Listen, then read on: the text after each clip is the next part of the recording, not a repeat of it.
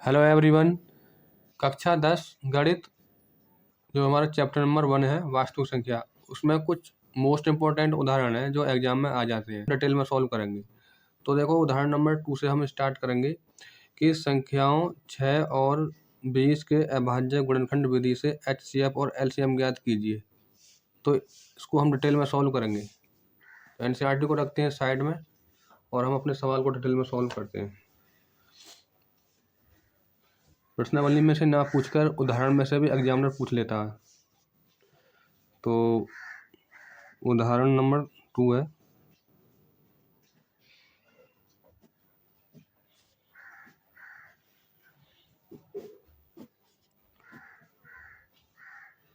तो सवाल है हमारा कि 6 और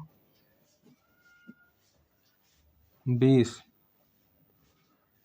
के अभाज्य गुणनखंड।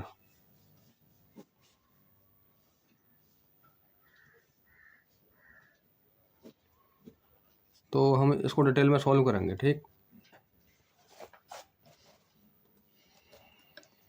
तो पहले हम 6 के अभाज्य गुणनखंड करेंगे, ठीक है। अभाज्य संख्या तो आप जानते होंगे जिनके केवल 2 ही फैक्टर होते हैं, ठीक, वो हमारी अभाज्य संख्या होती है। तो 2 से डिवाइड करेंगे, 2 तिया 6 और 3 एकम 3, जब तक डिवाइड करना है जब यहाँ तक 1 ना आ जाए, ठीक है। अब हम 20 के फैक्टर करेंगे, अभाज्य फैक्टर ही करने हैं। तो 2 से डिवाइड करेंगे इसको, तो 2 एकम 2, ये 10 बार डिवाइड हो गई। फिर 2 से डिवाइड करेंगे, 2 पंजे 10, और फिर हम 5 से डिवाइड करेंगे, 5 एकम 5, ठीक है। अब ये इसमें ये कह रहा है कि HCF ज्ञात और LCM ज्ञात कीजिए, ठीक है। तो HCF हम ज्ञात करेंगे और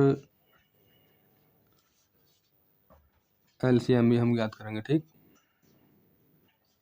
इसमें बोल रहा है, तो यहाँ पर देखो भाई, अब हमारे 6 के जो फैक्टर आए हैं वो आए हैं हमारे यहाँ पर 2 गुणा 3, ठीक है। और 20 के जो हमारे फैक्टर आए हैं वो आए हैं 2 गुणा 5, ठीक है। अब हम HCF ज्ञात करेंगे, ठीक, इस वाले को।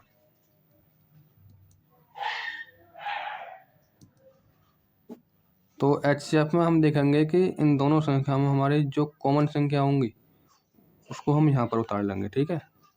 तो जैसे यहाँ पर 2 है और यहाँ पर 2 है, तो ये एक कॉमन हो गया, उभयनिष्ठ, तो 2।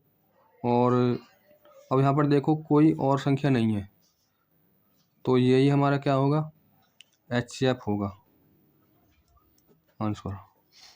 अब हमें ज्ञात करना है LCM।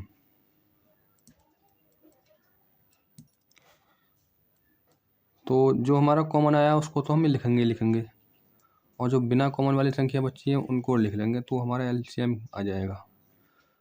तो यहाँ पर देखो 3 बचा यहाँ पर, तो 3 हमने गुणा में लिख लिया, और गुणा और 2 गुणा और 5, यही संख्या हमारी बची थी, ठीक।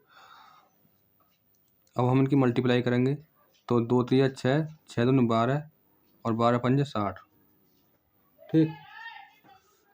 तो 60 इसका क्या आएगा, LCM आ गया आंसर। इस तरीक़ा से आपको करने हैं। छोटे छोटे सवाल ऐसे एग्जाम में आ जाते हैं, 1 या 2 नंबर में पूछ लेता है एग्जामिनर, तो आपको इस तरीक़ा से ही डिटेल में सॉल्व करने हैं। आई थिंक आपको समझ में आ गया होगा।